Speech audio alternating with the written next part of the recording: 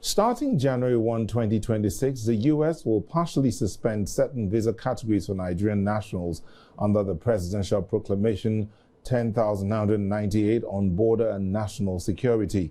The U.S. mission in Nigeria announced that the restrictions affect B1, B2 visitor visas, as well as the F, M, and J student and exchange visas.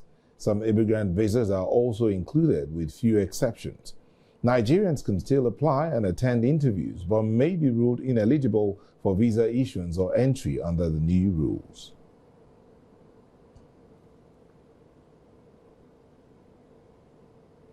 Now, here's the timeline of key travel and visa restrictions affecting Nigerians, passport holders, and holders from full suspension to partial visa limitations and deeper structural barriers. Together, these policies affect the shifting global landscape of mobility, risk assessment, and border control. Now, let's take a look. Full suspensions. In 2018, Seychelles, holiday travel ban for Nigerian passport holders. It was a short-term visitor visas for holiday purposes were suspended for Nigerian passport holders. Ethiopia, visa on arrival withdrawal. E-visas and visa on arrival options were halted. Nigerian travelers were now required to obtain physical embassy sticker visas. Now, if we move on there, then there comes in the partial visa suspension in 2014. This was also tightened in 2019 till present. Turkey, the restriction e-visa conditional block. Now, e-visas were restricted to holders of valid UK or US or Schengen visas. All other Nigerian applicants required sticker visas. In 2025, the Presidential Proclamation on High-Risk Countries, the scope, immigrant and non-immigrant visas, BF, MJ for Nigerian nationals was suspended effective from January 1, 2026.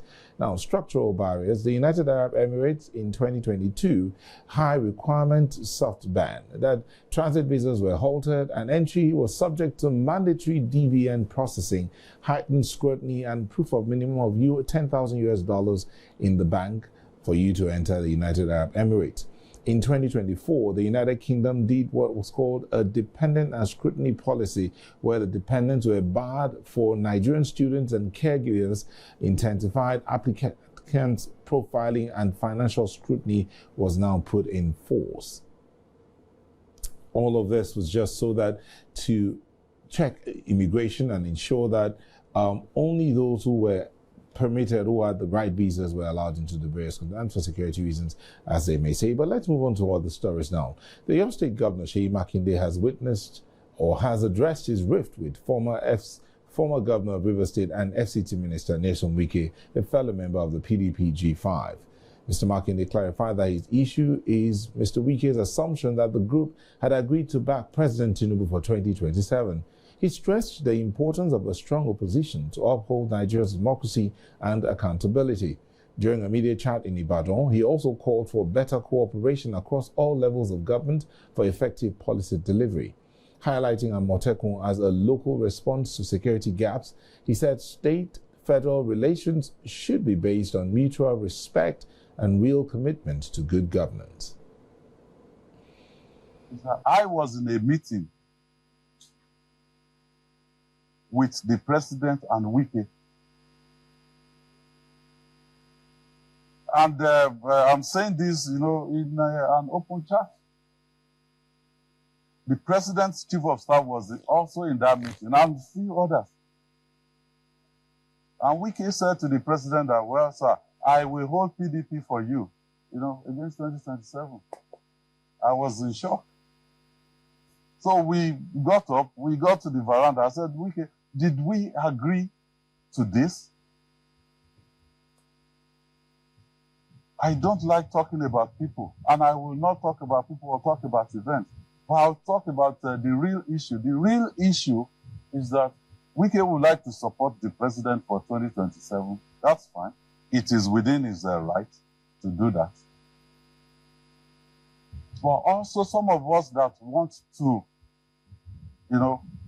ensure that democracy survives in Nigeria. We don't drift into a one-party state, and we want to ensure that PDP survives. It should also allow us to do our own thing. That is just the issue between me and Wiki. And I confided in a mutual friend of us after that meeting. And I kept thinking, okay, I mean, the president did not ask him, do this for me. He was the one that volunteered that I will do that. So when I was telling our mutual friend, I said, look, maybe he was talking about an errand that the president never sent him. So let's watch, let's engage him. Let's see if he will back off. But he never did. So after he didn't back off, I said, well, now it's time to confront him. Because I told him from that day that I will never be a part of this. And that is why I will not be supporting the president for 2027. Wike can support him, he's within his right, but also Let's pause on the party politics and Nigeria's democracy and go look at how Nigeria is going to do at the 2025 Africa Cup of Nations campaign, where the Super Eagles will be opening their campaign against Tanzania in a Group C clash today, aiming for a confident start. The Super Eagles will enter the match as favourites, backed by a strong AFCON pedigree and an unbeaten record against Tanzania in 7 meetings. Their only previous AFCON encounter ended in a 3-1 win for Nigeria in 1980. Head coach Eric Shell will take charge of his first AFCON match with pressure high following Nigeria's failure to qualify for the 2026 World Cup. He has stressed the importance of winning the opening game. Nigeria has reached the top 3 in 13 of their last 15 AFCON appearances and lost just 1 of their last 14 group matches. And joining us live from FIRS in Morocco is our correspondent Udoka Njoku, who is on ground. Udoka, today is the day. Yeah. You know, yesterday you said in just a few minutes, I know, yesterday you were talking about how training was still going on, but as favorites going into this game against, what have you seen on ground? How ready are the players, mind and body? Thank you very much. We are live there at the first stadium. The players are raring to go. They just finished a bit of warm-up. If I can turn the camera so you can see what exactly is going on right there at the stadium. So the game will be going down in about 22 minutes. That is the kickoff time. And for the team lineup, because of Victor Osimhen is the starman on that team list. There's also one of the new boys, Otobala, is on the substitute bench. But Francis Uzoho, the substitute goalkeeper, is on the bench as well. But for the starting 11, let me quickly reel that out for you. There's Stanley Nwabali in goal for Nigeria. Bright Ifeanyi Samuel is there as well. Jade Sanusi, Ndidi Wilfred, that's the captain, the new captain of the Super Eagles of Nigeria. There's Oluwashemilogo Ajayi. There is Ademola Lookman, of course, a regular starter for Nigeria. Victor Osimhen is right there as well. Samuel Chukwueze, Alexander Obi, Calvin Bassey, and of course, Akko Adams. 2 strikers up front for Nigeria. And it means that Eric Shell means business. He wants to kick off on a very, very good note. And for the spirit in camp, you can hear the fans behind me. They are going back to back for Nigeria, while the boys are also raring to go. They are believing that they can get all 3 points against Tanzania today. So yes, the boys are about going back to the dressing room to get ready for the game. Going down in a couple of minutes' time. It is noisy here because the stadium is not that full yet. We're expecting more fans to come in because they are already there, running supporting Nigeria anyway. What about the supporters club? You know, they're always on ground making a mark. The Nigerian supporters club. Have you seen caught sight of them anytime? The supporters clubs are not on ground. Information within me is that they'll be around tomorrow. I think there's a bit of delay from Nigeria. Information within me is that they'll be around tomorrow for the rest of the team. But trust me, Nigeria has all the support that they can get right now, right here in FIRS. Not just the Nigerian fans, there are also Moroccan fans who are saying that they support Nigeria all the way, and they're looking forward to a Morocco-Nigeria final. So I don't think Nigeria will lack support today because we are going to be a noisy neighbors. I'll be screaming on top of my voice. I hope I don't lose it before the next thing to hear. Udoka, you screaming on top of your voice. I was going to run you through a bit of information we have here about Nigeria and Morocco, but you said the Moroccan fans are expecting a Nigeria-Morocco game. How do you think that will go? I mean, Nigeria Super Eagles and the Atlas Lions of Morocco. Do you think that would happen? I mean, if it does, where do you think the pendulum will swing? Seeing what Morocco has done in recent times in football, not just the senior national team, also in the lower stage of football, they've done amazingly well. Not just hosting tournaments, but also winning tournaments. The under-20 team just won the 2021 Cup, and Morocco also won the FIFA. There's another tournament that was done just recently. I don't look for the Nigeria fundamental because on paper, Morocco as a team is better. Remember, when they expect anything from Nigeria, that's when they go far. So let me just keep my expectations low and hope that Nigeria will go far in this area. Okay, Udoka, I will let you go, but I'll just put up a bit of statistics here for our viewers so that as they're watching the game later on, they would also know that these are some of the things that have happened so far. Now, let's look at a little bit of African Cup of Nations statistics, Morocco and Nigeria. Morocco, the team, the Atlas Lions, Morocco has hosted the Africa Cup of Nations twice, 1988 and this year's edition. Now, Morocco has also won the Cup of Nations once. That was in 1976 in Ethiopia. Now, the recent form, Morocco has been ranked as one of the top favorites for the tournament this year. Let's go on to Nigeria. Niger Super Eagles won the titles 3 times, 1980, 1994, and 2013. Total participations, 21, including the current tournament. Nigeria has also missed the tournament 12 times. 7 of those 12 times, Nigeria did not qualify. That was 1968, 72, 74, 86, 2012, 2015, and 2017. And 5 of those 12 times, Nigeria withdrew or was banned.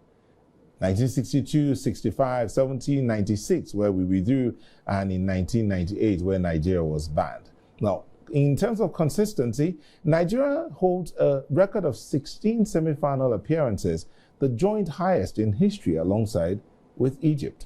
Now, the question would be, would there be a repeat? Would Nigeria be going towards lifting the trophy this time? I see Udoka is still there. Do you think Nigeria is likely to win it? I mean, if we have gone to semi-finals twice, 16 times alongside Egypt, do you think Nigeria can make a difference this time? Maybe lift the trophy the 4th time?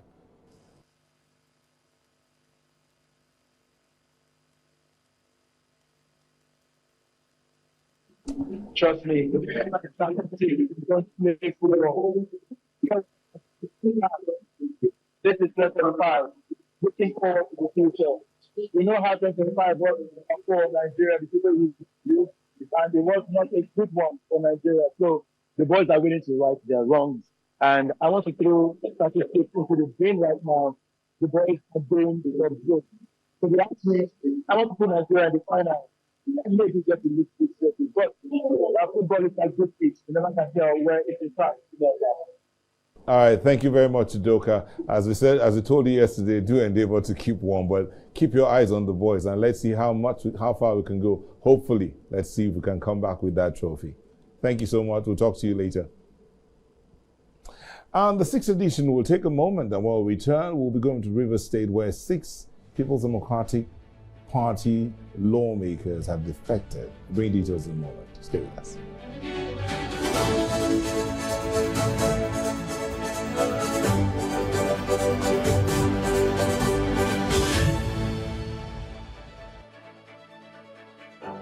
Welcome back.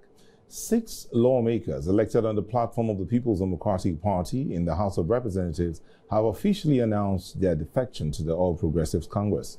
The defecting lawmakers are Dumnamene Deko, representing Kana Gukana Federal Constituency, Solomon Bob, representing Ahoda East, Abua Odua Federal Constituency, Hart Godwin, representing Degema and Boni Constituency, Victor Obuzo, representing Ahoda West, Ogba Egbema, Ndoni Federal Constituency of Rivers State. Also defecting are Blessing Amadi, representing Port Harcourt 2 Federal Constituency, Felix Uche, representing Eleme Tai Oyibo Federal Constituency, and all from the People's Democratic Party. This followed the recent defection of the Awaji Inombek Abiante, representing Andoni Opobo Nkoro Federal Constituency, Boma Goodhead, representing Akuku Toru, Asayu Toru Federal Constituency, and Emerengwa Boniface, representing Emoha Ikwe Federal Constituency, all from the People's Democratic Party. The letters, which were read by the Speaker of the House of Representatives, Abbas Tajuddin, says their decision to leave their former party was due to prolonged and unresolved internal crisis. However, the minority leader of the House challenged the announcement on the floor during plenary.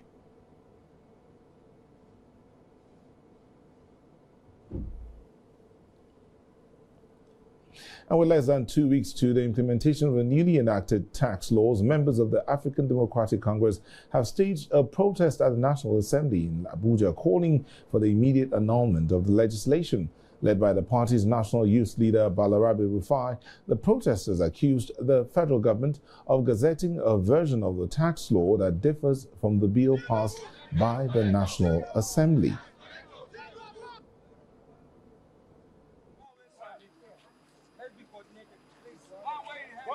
One voice. Tinubu, that's in the ball. FDC, that's in the ball.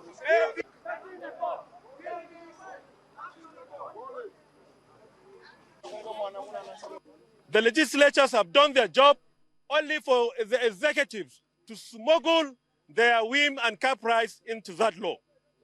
That law of tax reform cannot hold. Yes. That law is an illegal document now. Yes. That law has been doctored, so the Tax Reform Act cannot stand. Nigerians will not abide by it because it is not what has been legislated that has been gazetted. The government of Bola Ahmed Tinubu is undemocratic. The government of Bola Ahmed Tinubu doesn't have the listening ears of Nigerians. The government of Bola Ahmed Tinubu is very insensitive of the sufferings of Nigerians. That's why we are here today. We wouldn't have been here if what the National Assembly passed as a tax reform, if that is what Tinubu implements or want to implement, we wouldn't have been here. But this kangaroo legislative we have today that don't have us, we call it rubber stamp legislative 9 assembly. 10. We are against it, and African Democratic Congress will not be a part of it.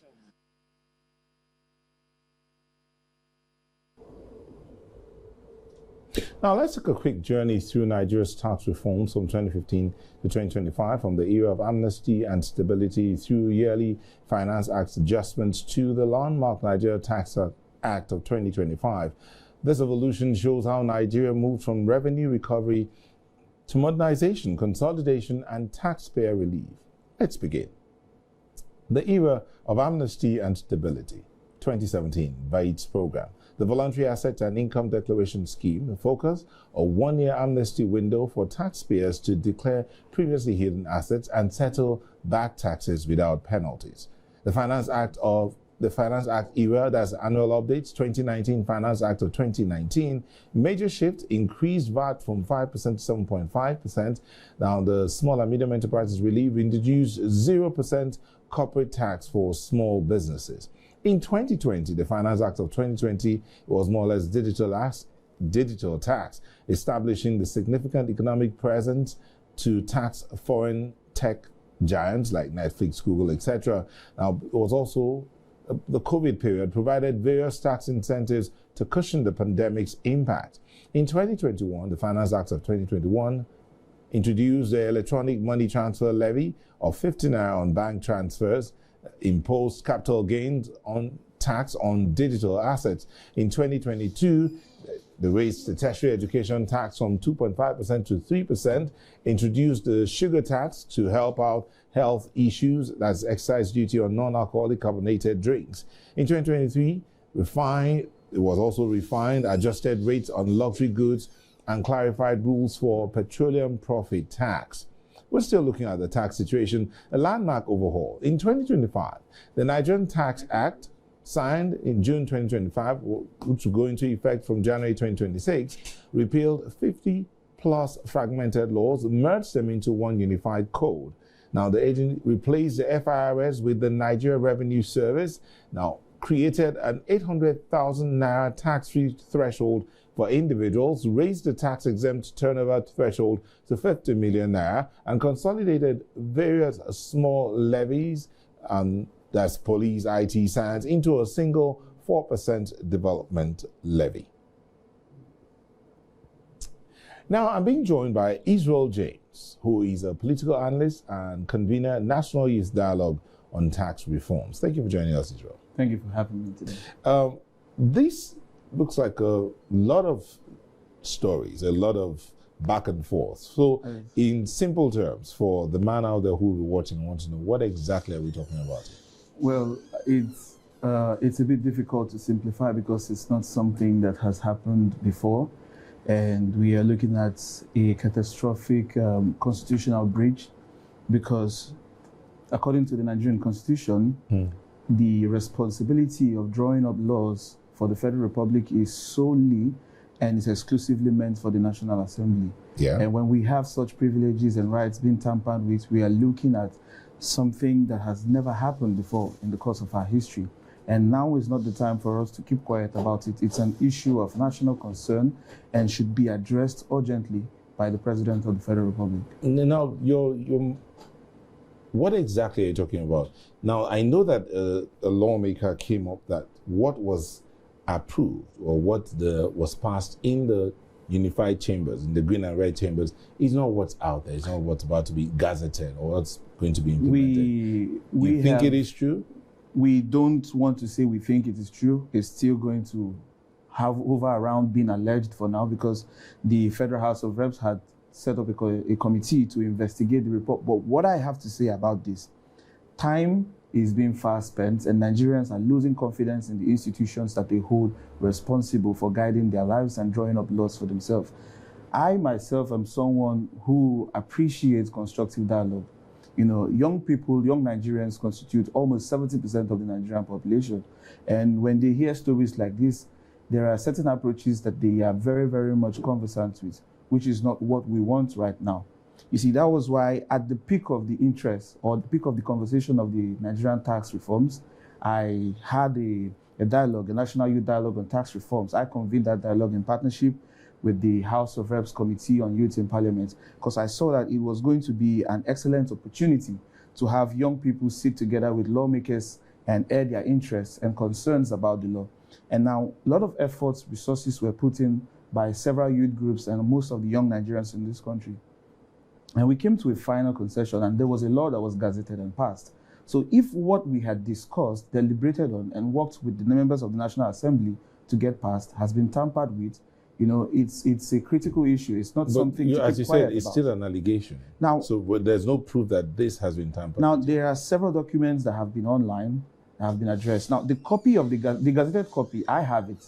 And I have the one that has been passed by the presidency. Okay. And there are certain differences.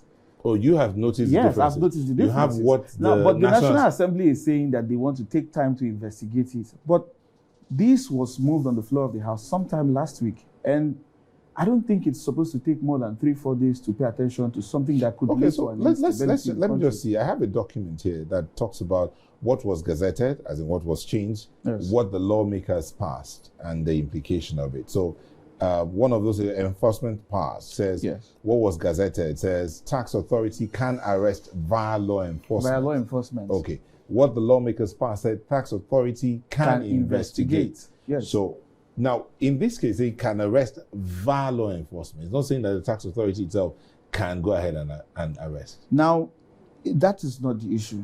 The problem is this. What we saw on the document, what we were aware that the National Assembly had approved, has been tampered with. That's not even the only... I know, that's not... I just clicked it down. Reporting threshold, individuals 25 million, lawmaker, what the individuals, what lawmakers passed was 50 million. What was gazetted was 25 million. That aside, there is an aspect of it that parliamentary oversight was reduced. And now we can't afford to have executive arm of government function independently without the legislative arm of government, because The lawmakers are those who represent the people. So when they speak representing either their federal constituencies or their senatorial So districts. the National Assembly said they can summon, demand, report, and enforce accountability. But you're saying what was gazetted means oversight provisions were completely removed. So you see what we have in our hands. And now, earlier before the screen rolled in, you're beginning to see several youth organizations and other organizations instigate and call out for an abruption in our societal values. So we cannot afford to allow that to happen. Today's date is less than 14 days to January 1st, which is the implementation. I think the right thing for the president to do would be to immediately suspend the implementation. We should not be in a hurry to pass that law. Do you understand? Because when we go ahead to do that without clarifying these rumors, because neither the presidency nor the National Assembly has took a stance to say it is wrong or not.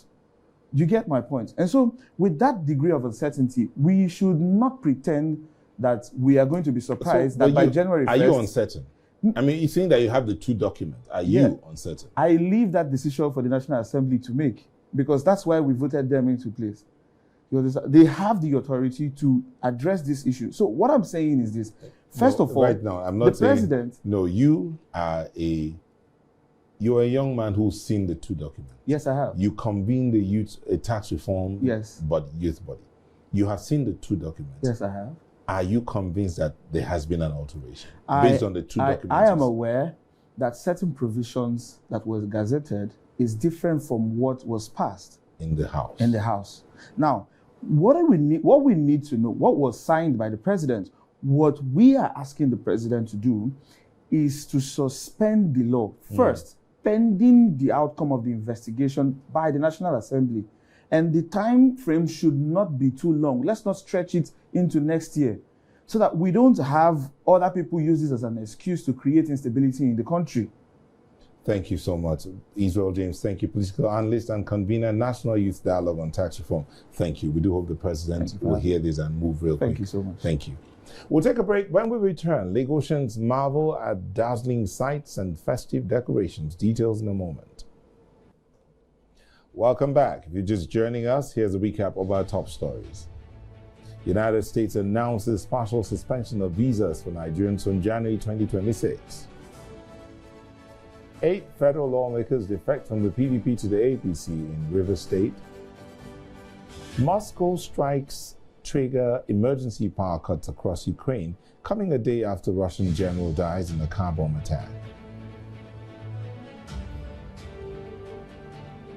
Well, the federal government has formally handed over the 130 rescued students and teachers at 10 Mary's Catholic School, Papiri, to the Niger State government. The handover ceremony took place at the government house in Minna, following a successful rescue operation coordinated by the Office of the National Security Advisor. Our correspondent Sagir Ibrahim was there and now reports.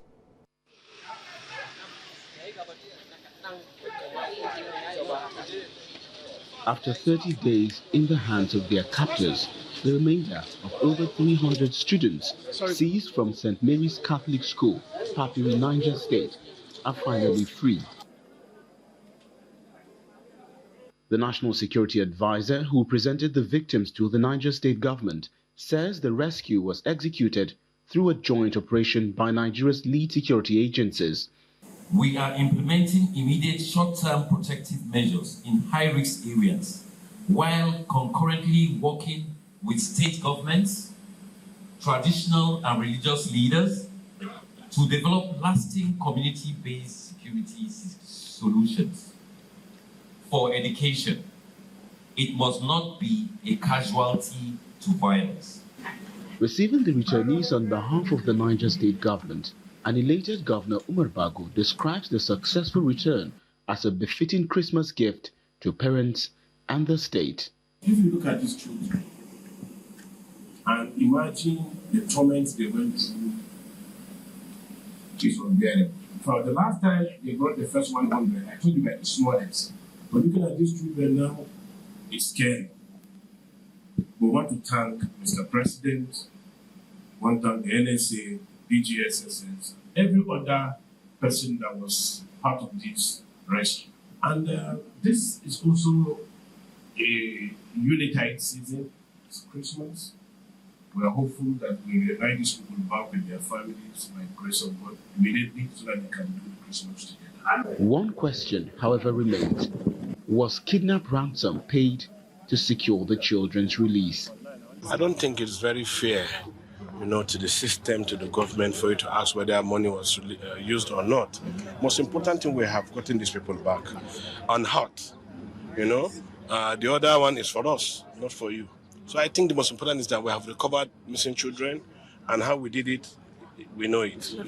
After 30 days of waiting, 30 days of trauma for both children, parents, and also the government of Niger State, finally the last tranche of 130 students have, of course, been released. Expectations are they will be reunited with their family, and of course security be beefed up to ensure that issues, abductions, attacks on school premises, such as the St. Mary's Catholic School in Agwara, Papiri, Niger State, does not occur again. From the Government House, Niger State, Mina, for News Central, Sagir Ibrahim. I'm being joined in the studio by Majid Dahiru, newspaper columnist and public affairs analyst. Thank you for joining us. Thank you very much for having me. So, Majid, I'm sure you're one of those who, when you heard the news that the children 130 have been released and handed over to the Nigerians, you were very happy. Of course. Yeah, but it's like your happiness is somewhat shaky. Oh, definitely. What was the joy? What was the happiness? Well, the happiness on one hand, we have these children recovered. I'm a parent myself, so I know the joy, I know the anxiety too, and the concern that comes with having one or two of your children abducted by criminals and terrorists. So what the thing that the government has done to bring them back is quite commendable. I'm happy for the parent, I'm happy for the state government. But is this a sustainable approach towards preventing mass abduction of children from schools? Because we've been on this path for as long as I can remember, whereby we have situations, school children are abducted and negotiations are deployed. They call it non-kinetic approach. These children are released under circumstances that are very shrouded in mystery, in secrecy, in opacity, and it keeps reoccurring. It has become an enterprise. And we have warned the government that while this might be a momentary relief for parents and for citizens, this is by no means a sustainable situation, because whatever it is you are conceding to these guys is emboldening them, is enriching their weapons stockpile, is expanding their terror network. And don't be surprised that you see them conceding. A lot must have been considered to them for them to release these children, because these children were released. You still think it's a release, not a rescue? It couldn't have been a rescue. Not even the government can tell us that it's a rescue. It is a negotiated release for that matter. The terms and the conditions are not made public. You had the governor saying that it's unfair to ask such a question as to what was given in return for the release of these children. But one thing is certain. When you continue to do this, it is for me a hallmark, sadly so, of a state that is failing, of a state that is unable to enforce law and order, of a state that is unable to bring justice to perpetrators of evil, of a state that is unable to protect its own citizens. And for me, this should not be the situation. Because I've seen other countries where criminal gangs like this have taken advantage of the weakness of the state to expand their terror network and become so formidable that they actually decided to go for the state itself. Okay, so in a bid to curb the activities of these marauders, state houses of assembly have enacted laws against kidnapping. I mean, calling for the death penalty. And even the National Assembly has started moves towards that as well. But yet, we find out that there are those who are saying, no, you can't you can't be asking for the death penalty for kidnapping. I mean, is it that the nation in itself and all the different arms, both state and non-state actors, are confused as in what this is?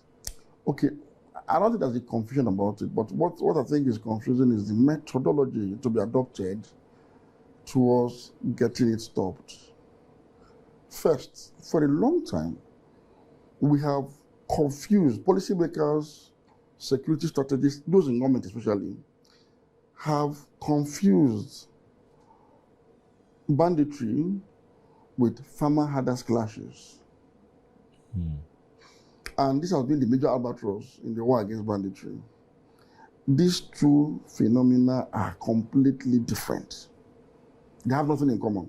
And their modus operandi is not the same. Completely. You see, the pristine form of farmer herders clashes is not peculiar to farmers and herders. You won't have farmers and farmers clashes.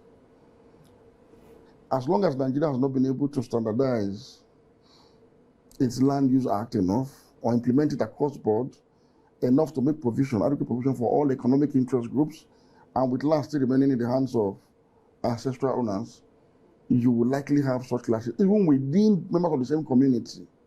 So that for me is an economic problem that can be solved through a proper utilization of land that satisfies all economic interest groups, herders on one hand, farmers on the other hand. But when somebody moves a herd of cattle into somebody's farm and destroys crops, that is not a clash, that is criminal trespass, and the law should take its course accordingly. Secondly, when somebody goes into a community, abduct people, kill people in mass, rustle cattle, that should not be confused for farmers and clashes or for any justifiable reason. This is pure criminality and should be dealt with as criminality. But we wasted too much time on the semantics of the motivations, the ethnicity of those involved, that they have become such a monstrous security challenge to the Nigerian state. And I say this again, if we continue to pamper bandits and continue to negotiate with bandits and continue to concede to them, a time will come that they will be not satisfied anymore with abducting citizens. They will want to go for the state itself and take over the state and the resources of the Nigerian state along with it. It has happened in so many countries. It has happened in Sudan. It has happened in Haiti. The gangs have taken over the country. It has happened in Somalia. We must prevent Nigeria from falling, particularly the other part of this country, from falling under the control of terrorists on one hand and bandits on the other hand. And to do this, the Nigerian state must reassert itself. All right. And deploy precise kinetic means to defeat these people. You see, according to Governor Erufai, who once tried the negotiation method, he said, the only repentant bandit is the one that is dead. All right. Thank you very much. Majid Dahiru is a newspaper columnist and a public affairs analyst, and we would look forward to having you back in this because this matter, especially when you talk about the land use, standardization of the Land Use Act and land in the hands of the economic interest groups. Economic interest group. But we'll look at that when we bring you back again to the studio. Thank you so much for coming in. Moving on now. A multi-vehicle accident involving a fuel tanker, 2 salon cars and a commercial bus has occurred on the Otedala Bridge outward Lagos, causing heavy traffic congestion along the axis. The incident led to a significant buildup of vehicles as emergency responders worked to secure the area and ease traffic flow. Fortunately, no life was lost in the accident. Passengers involved sustained minor bruises and were promptly attended to by officials of the Lagos State Ambulance Services at the scene. Officials of the Nigeria Police Force, the Federal Road Safety Corps, and the Lagos State Traffic Management Authority were on ground to manage the situation and restore normalcy. Lagos is wearing a new glow this Christmas season. From major highways to iconic public places, festive lights and decorations are transforming the city's landscape, drawing admiration from residents and visitors alike. Our correspondent, Israel Eferabor, takes us through the sights and sounds of late Christmas. As night falls over Africa's most popular city, Lagos comes alive in a different light. From the sweeping curves of Ozumbambadiwe Road to different parts of Victoria Island, Christmas decorations now shimmer across major routes, painting the city in red, green, gold, and white. It makes me know that something is happening, that it's not a regular season, it's the birth of our Lord, celebrating the birth of our Lord Jesus Christ. Mood of Christmas, you feel something good is in the air and you feel delighted. Especially in the evening like this, you feel happy, cruise around, you enjoy the festivity of the season actually. So the lightning to me, it's good. The fact that people are taking the celebration serious this year. It's amazing. Super amazing to me. Like, I'm super loving it. And I wish we could continue. And there's a lot of things going on, the insecurity and a lot of things, like the fact that people are still taking their time to, celebrate the season. Christ is the reason for the season. So I'm super happy. Families slow down to take pictures. Drivers ease off their horns. For a moment, the usual rush of Lagos gives way to wonder. Christmas, yes. It reminds me of, those days we used to live in tash houses. We make tash houses, that jollof rice and the white rice and stew kind of thing, aroma and other kind of. That's what it just reminds me of at this time. The help of parents buying good things for with the children in those days, Then there's nothing like religious story, the Muslim, the Christian, we all mix together to enjoy the Christmas season. The season beautification is part of efforts to enhance the city's outlook during the holidays, boost tourism, and spread festive cheer across communities. It's Lagos, and it's typical for Lagos to be buzzing and bubbling. Like, the show doesn't stop in Lagos, and in this season is just much more than it usually is, and it's super beautiful. I love the way Lagos is looking. Like, everywhere you are turning, you're seeing lights, music, everything is just going on. You're feeling that the season is here, actually. From busy highways to government districts, these Christmas lights are doing more than brightening Lagos streets. They are telling the story of a city celebrating resilience, culture, and the joy of the season. The Lagos is Lagosing. Well, as Christmas Day draws closer, the glowing streets stand as a souvenir that even in a city that never sleeps, there is always time to pause, to reflect, and of course, to celebrate. In Lagos, for News Central, Israel Eferobo. Well, she says Lagos is Lagosing. Well, Christmas is Christmasing. We'll take a moment. When we come back, we'll find out what Christmas is looking like in South Africa. Just stay with us. As Christmas Day draws closer, Johannesburg is already wrapped in festive cheer. The city is glowing with dazzling Christmas lights, creating a magical atmosphere for residents and visitors alike, just like what we saw in Lagos. In keeping with tradition, the Joburg Zoo's annual lights displays once again inviting families to soak in the holiday spirit and explore what's on offer this festive season. Correspondent Bongani Shiziba is at the zoo. We cross over to her now for more. Bongani. Absolutely, it's a good evening from here in Johannesburg, live at the Joburg Zoo, where the holiday spirit is truly alive and shining bright. As you can see behind me, it's beautifully lit with spectacular Christmas lights that has transformed this place into a Christmas wonderland. So Christmas here is a special time, a day we have grown to look forward to, the warmth of togetherness. So it's a month again when families on the 25th, they gather around delicious meals, share stories, and create memories that last a lifetime. But here at the zoo, it's a celebration of the beauty of Christmas in its own unique way, showcasing how this season unites kids, elderly, everyone in between. There is music here, tasty food, stalls offering treats and rides for the young ones.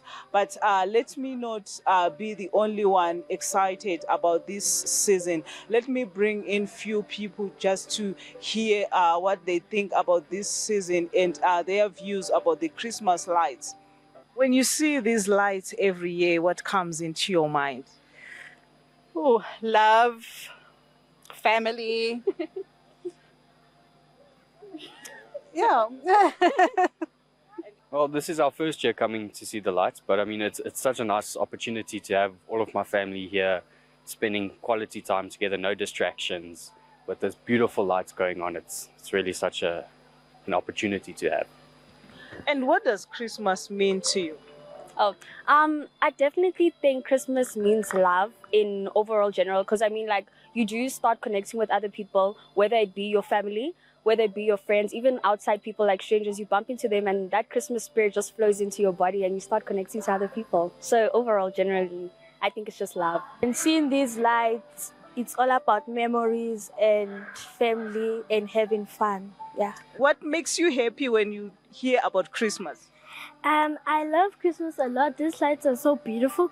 Christmas is nice because it's Jesus' birthday. You get to celebrate Jesus and be with your family, just loving things. So as we count down to Christmas Day, everyone here is appreciating these beautiful lights, the laughter, the spirit of togetherness that makes this city shine even more brighter. For now, it's back to you in the studio.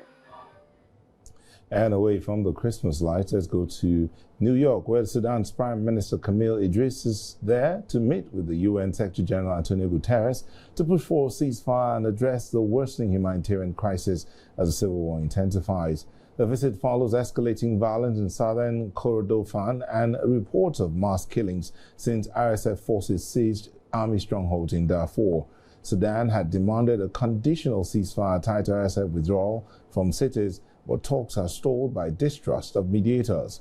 Meanwhile, U.S. President Donald Trump and Saudi Crown Prince Mohammed bin Salman have increased pressure to end the war as Egypt warns the conflict now threatens its national security.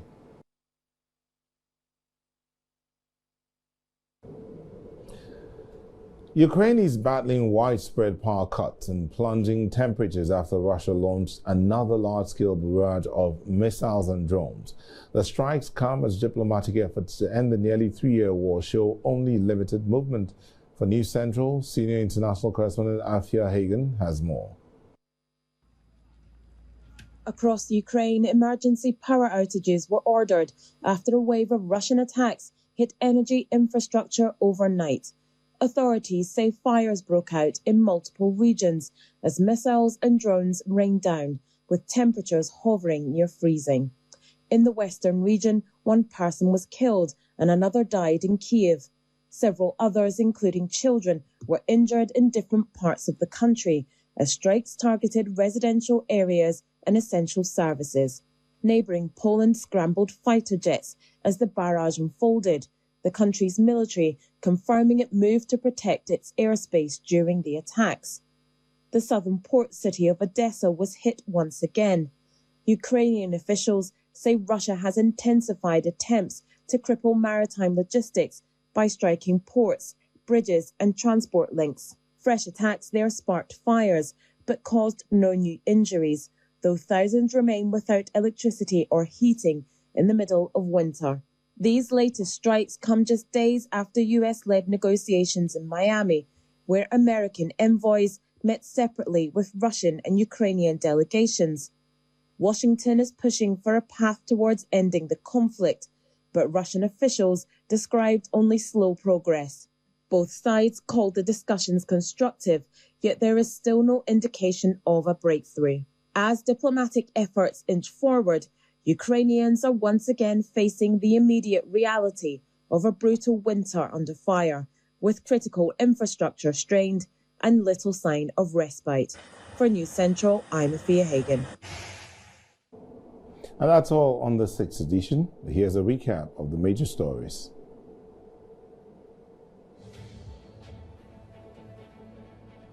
United States announces partial suspension of visas for Nigerians from January 2026. 8 federal lawmakers defect from the PDP to the APC in Rivers State. And we also told you that Moscow's strike triggered emergency power cuts across Ukraine, coming a day after Russian general died in a car bomb attack. Remember, you may send your eyewitness report to the WhatsApp number showing on the screen. To follow us on social media, we are at News Central TV. You can watch News Central live on DSTV channel 422, GoTV channel 23, StarTimes channel 274, Avo TV, and YouTube. Many thanks for watching. I'm Nell Taibe, and I'll see you tomorrow.